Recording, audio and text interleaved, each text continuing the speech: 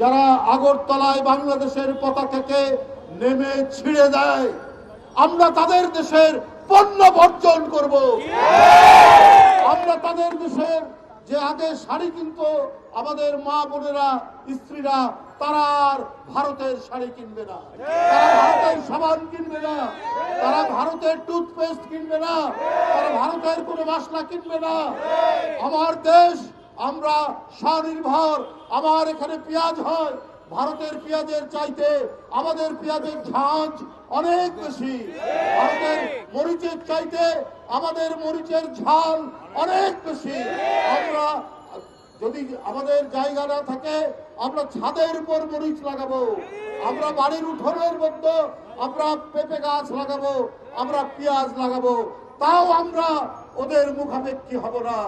আমরা ভারতীয় পণ্য বর্জন করবো। বন্ধুরা আমার, আপনারা দেখেছেন আগরতলায় বাংলাদেশের সহকারী মিশন প্রতিদিন সেখানে 250 থেকে 300 ভিসা তারা অনুমতি দেয়।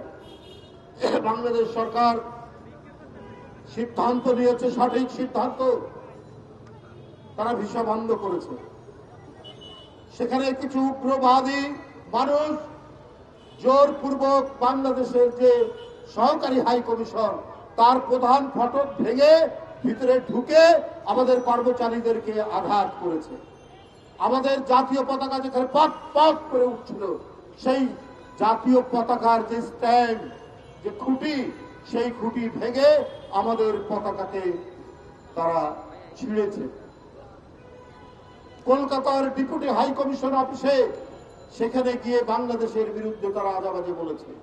বোম্বের ডেপুটি হাই কমিশন অফিসে তারা বলেছে। আমরা তাদের নানাবিধ বাংলাদেশ বিরোধী প্রচার আমরা দেখছি। তোমরা আমাদেরকে পছন্দ করো না, তারপরেও তোমাদের জিনিস কিনতে হবে। বাংলাদেশের মানুষ তো মাথা নত করার মানুষ না। আমরা একবেলা খেয়ে থাকবো, তারপরেও আমরা মাথা নত করব না।